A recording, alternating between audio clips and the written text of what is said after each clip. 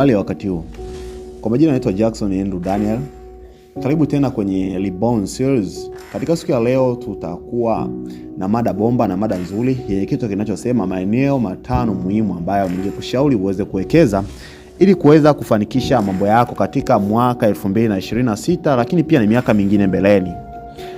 5 investment you can make. Karibu sana kwa ambao wanaendelea kunifuatilia. Karibu sana.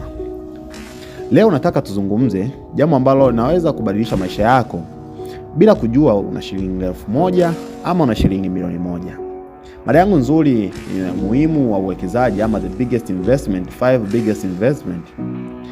Tunaposikia neno uwekezaji, wengi wetu tunafikiria kuhusiana na masuala ya ardhi, nyumba, hisa, lakini pia hata biashara.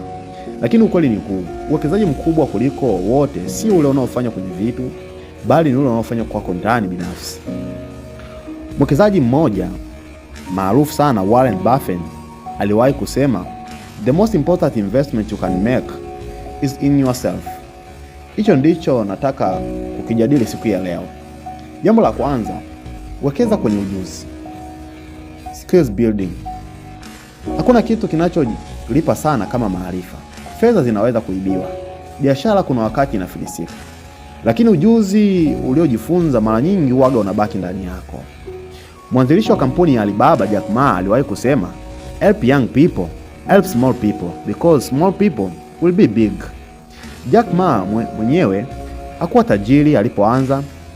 Alichokifanya na kilichomtofautisha ni wenzake ni kujaribu, kuona fursa na kutokukata tamaa. Jiulize, ni ujuzi gani umejifunza mwaka huu ambao unaweza kukuletea kipato miaka 5 ijayo? Ukijifunza kuzungumza hadharani, kuuza bidhaa, kutumia teknolojia, kuandika au kuongoza watu, hakuna wanachoweza kukunyang'anya hapo, lazima vitabaki kwako. Lakini pia jambo la pili ambalo unatakiwa wekeza pia kwenye swala la afya yako. Your health. Nikizungumzia afya yako nazungumzia kuanzia afya ya kiroho, kimwili, kiakili, katika engo zote. Unaweza kuwa na mabadiliko ya kiafya na unaweza ukawa na magonjwa. Kama umefanikiwa na vyote hivi, hakuna ambacho utakachoweza kuenjoy. Unaweza ukawa na mabilioni ya fedha, lakini ukikosa afya, utatumia fedha hizo kuitafuta afya tena. Mwanafalsafa Stanley Waldon Emerson alisema kusema, the first wealth is S. Afya ndio mtaji wa kwanza. Lala vya kutosha, fanya mazoezi, kula chakula bora, punguza msongo wa mawazo, kwa sababu ndoto zako zinakuhitaji mwili wako wenye nguvu sana na uwezo wa kukabiliana na changamoto zote. Lakini pia uwekezaji wa tatu ambao unaweza kufanya ili uweze kukusaidia, wekeza kwenye mitandao ama your network or connection. Ukitembea peke yako unaweza ukafika haraka, lakini ukitembea na wengi mara nyingi utafika mbali. Huu ni msemo maarufu sana na unafahamika. Lakini pia kuna msemo maarufu wa mzungumzaji wa maendeleo binafsi Jim Jones, alishawahi kusema, you are the average of the 5 people who you spend the most time with.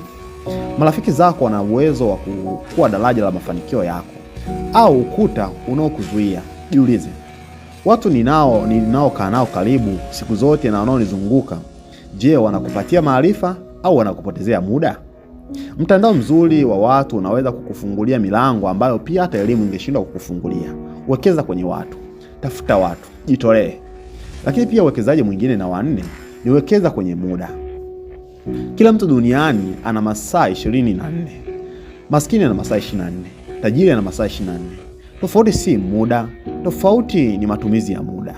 Mwekezaji Warren Buffett aliwahi kusema, the difference between the successful people and the really successful people is that really successful people, they say no to almost everything. Kwa nini? Kwa sababu wanapenda sana kulinda muda wao. Usipoteze muda kwenye mambo yasiyoweza kuongeza thamani kwako. Muda ukipita hauwezi kununulika tena. Fedha zinaweza kurudi, afya inaweza kurejea, lakini dakika moja inayopita haitarudi milele. Lakini pia uwekezaji mwingine ambao una uwezo wa kufanya zaidi ni kuwekeza kwenye tabia. Hamna sehemu ambayo inatakiwa kuwekeza kwa kiwango kikubwa kama self development au self character development. Character development ni muhimu sana. Kuna tabia ndogo ndogo ambazo zinaweza kukusaidia kuweza kufikia utajiri. Kuna watu wengine wamekuwa wanawekeza katika maeneo tofauti kwa ajili ya kuweza kupata fedha, lakini wakizipata wanazitumia zote pasipo hata kuweka akiba, pasipo kujua wapi waende wakaziwekeze, kwa sababu wameshindwa kujua ya kwamba tabia walizonazo haziakisi ambako sehemu wanaenda. Ndugu yangu, hebu jiulize maswali haya. Je, inawezekana muda mwingi ninaweza muda mwingi kujifunza au kuburudika? Je, afya yangu inanisaidia kufikia ndoto yangu au inanizuia? Je, watu ninao waita marafiki mbele zangu wanakusogeza mbele ama wao ndio wanaokuvuta nyuma? Je, leo nikipewa milioni 1 lakini nikanyang'anya ujuzi wangu, nitaweza kuzitunza hizo fedha? Kama jibu ni hapana, basi leo jibu lako la kwanza la kufanya, eneo lako la kwanza la kufanya uwekezaji sio benki, ni wewe mwenyewe. Ndugu yangu, anza leo.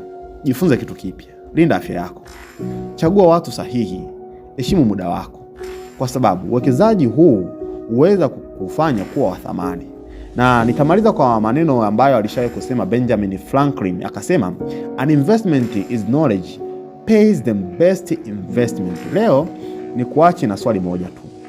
Kama ungeondolewa fedha zako zote leo, ni uwekezaji gani ambao uliobaki ndani yako ambao ungeweza kukusaidia kurejea kileleni tena ulipokuwa? Ukipata jibu la swali hilo, umeanza safari ya mafanikio yako ya kweli. Asante kwa kunisikiliza. Naitwa Jackson Andrea, napatikana kwa namba 0617 663064. Karibu sana. God did once again. God did once again.